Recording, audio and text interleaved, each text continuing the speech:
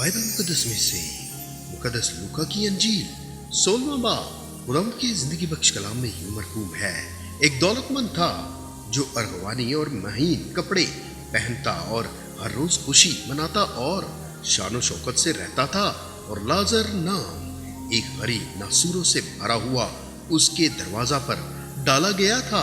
उसे आरजू थी कि दौलतमंद की मेज से गिरे हुए टुकड़ों से अपना पेट भरे, बल्कि कुत्ते भी आकर उसके नासूर चाटते थे।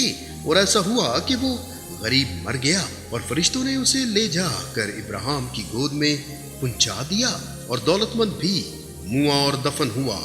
उसने आलमे अरवाह के दरमियान अजाब में मुब्तला होकर अपनी आंखें उठाई और इब्राहिम को दूर से देखा और उसकी गोद में लाजर को।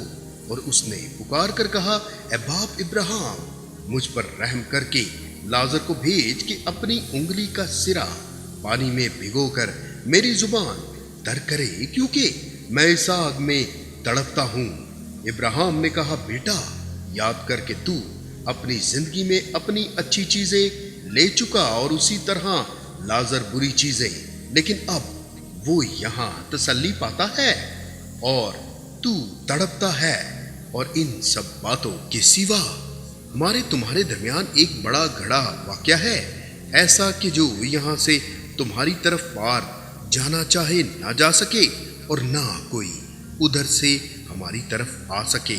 उसने कहा, बस ए बाप, मैं तेरी मिन्नत करता हूँ कि तू उसे मेरे बाप के घर भेज, क्योंकि मेरे 5 भाई हैं, ताकि वो उनके सामने इन बातों की गवाही दे। ऐसा ना हो कि वो भी इस अजाब की जगह में आए। इब्राहिम ने उससे कहा, उनके पास मूसा और अंबिया तो हैं, उनकी सुने।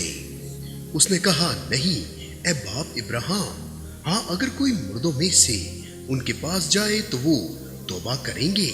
उसने उससे कहा कि जब वो मूसा और नबियों ही की नहीं सुनते, तो अगर मुर्दों में से कोई जी उठे तो उसकी भी ना मानेंगे। आमीन।